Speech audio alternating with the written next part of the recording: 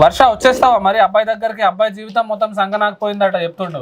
రాను సార్, నేను నా హస్బెండ్ దగ్గరే ఉంటాను. నేను నరేష్ దగ్గరికి వెళ్ళను అసలు. మరి ఇప్పుడు అబ్బాయి పరిస్థితి ఏం చేయమంటావు? అబ్బాయికి నువ్వు చెప్పు, నువ్వే చెప్పు వర్ష, అబ్బాయి ఏం చేయాలి? తెలియదు సార్, మీరే నాకు ఈ ప్రాబ్లం నుంచి నన్ను బయటపడింది సార్. నన్ను బ్లాక్ మెయిల్ చేసినప్పుడల్లా నా భయం వేస్తుంది. నా హస్బెండ్ ఎక్కడ తెలుస్తుందా, నన్ను ఎక్కడ వదిలేస్తాడా నా పాపని నన్ను అని. అప్పుడు అలా చెప్పి ఇప్పుడు ఇలా మాట్లాడుతున్నావు. అనుకున్నాం, మన ఇద్దరం అనుకున్నది కరెక్టే.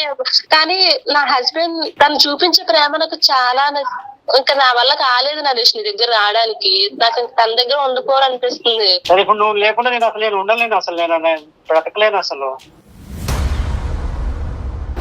వేరే అమ్మాయి ఉంటే నేను ఊహించుకోలేదు. నా పెళ్ళైనా కానీ నా అమ్మాయితో నేను సంసారం చేయలేను. బతికిన సచ్చినా నీతోటే సార్ ఏదన్నా అంటే అంటున్నాను సార్, నాకు అసలు ఏం అర్థం కావట్లేదు సార్. మీరు ఇద్దరు మాట్లాడి ఒక డిసిజన్ మీద రండి, అప్పుడు నేను మాట్లాడతా. లేదు సార్, ఏదన్నా అంటే నువ్వు వస్తానన్నావు కదా, నాకు వేరే అమ్మాయి వద్దు, నువ్వే కావాలంటున్నాడు సార్. నాకు తను వద్దు సార్ నరేష్. నువ్వు వస్తావరా? ఎప్పుడు నువ్వు వస్తాంటే లేవట్లేదు. ఆ వీడియోస్ ఆ ఫొటోస్ మొత్తం మీ ఆయనకి సెండ్ చేస్తా, మీ అన్నకి సెండ్ చేస్తా, అందరికి సెండ్ చేస్తా. అంటున్నాడు సార్, నాకు భయం వేస్తుంది సార్. నాకు చాలా భయం వేస్తుంది సార్. ఏ టైంలో ఏం జరుగుతుందని భయం వేస్తుంది సార్. మా హస్బెండ్ కి ఎప్పుడు తెలుస్తుందా అని, నన్ను ఎప్పుడు తిడతారేమో అని భయం వేస్తుంది సార్ అసలు. సరే మీరు ఇద్దరు ఏదో ప్లాన్ చేసుకున్నారు, అది తప్పు. అప్పుడు నువ్వు ప్లేట్ మారిస్తే మరి అబ్బాయి పరిస్థితి ఏంది? వాస్తవం అని చెప్పేది. కానీ నరేష్, నువ్వు ఫోటోలు వీడియోలు వైరల్ చేసేది అలాంటి పనులు చేయొద్దు. మనకు కూడా అక్కలు చెల్లెళ్ళు అందరు ఉన్నారు. అలాంటి ఒక ఆడదాని జీవితం నాశనం చేయొద్దు. ఈయన ఫోటోలు వీడియోలు వైరల్ చేస్తా అని మిమ్మల్ని బెదిరిస్తున్నాడు. అది చట్టరీత్యా నేరము. ఇతని మీద కంప్లైంట్ చేయించండి. నిజంగా ప్రేమించిన అమ్మాయికి అవన్నీ చేస్తారా నువ్వు? సార్ నాకు అంత టార్చర్ అయితే సార్. నేను ఎంతో సిన్సియర్ గా లవ్ చేసి ఎంతో ఊహించుకొని ఎట్లా అనిపిస్తుంది సార్. మరి ఆ సిచ్యువేషన్ లో నాకు వేరే దారి లేక అమ్మాయి కోసం ఏదో ఒకటి చేసి దక్కించుకోవాలని అలా అన్నా సార్. వర్ష, మీరు తనకు ఎందుకు కాంటాక్ట్ లో ఉన్నారు ఇంకా?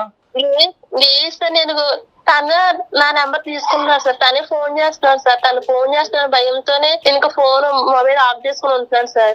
ఆన్ చేసినప్పుడల్లా తను పెట్టే మెసేజ్లు ఇవన్నీ చూసి నాకు భయం వేసి ఇంకా మీరు సార్ మీకు నేను. నరేష్, కొంచెం ఎథికల్ గా ఆలోచించు. ఏంటంటే అమ్మాయి వస్తా అన్నది సరే, ఇప్పుడు అమ్మాయి మనసు మారిపోయింది. అవును సార్, ఆమె రాలేదు. ఆమె పరిస్థితి ఇప్పుడు చేంజ్ అయిపోయింది.